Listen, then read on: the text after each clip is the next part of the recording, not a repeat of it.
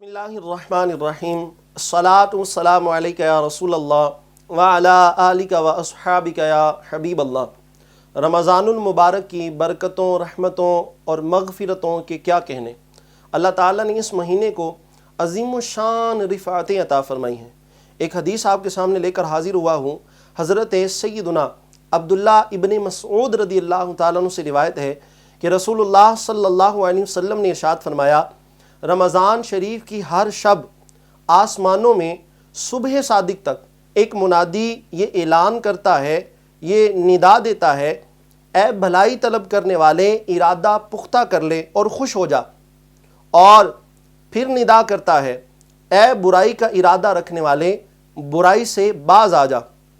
फिर वो निदा करता है कोई मगफिरत का तलबगार कि उसकी तलब पूरी की जाए, है कोई तौबा करने वाला कि उसकी तौबा कबूल की जाए, है कोई दुआ मांगने वाला कि उसकी दुआ कबूल की जाए, है कोई साइल कि उसका सवाल पूरा किया जाए।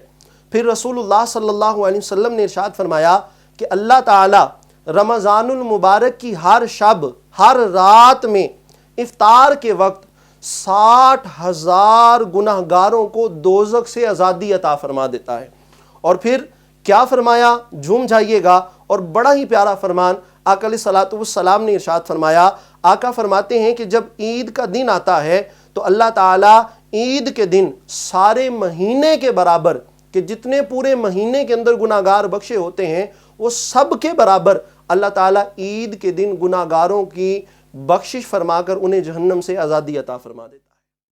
अगर आपको हमारी ये वीडियो अच्छी लगी हो तो प्लीज़ हमारे इस चैनल को सब्सक्राइब कर दें, लाइक कर दें और बेल के आइकन पे क्लिक कर दें ताकि आने वाली हर इस्लामिक इंफॉर्मेटिव वीडियो आप तक बर वक्त पहुँच सके।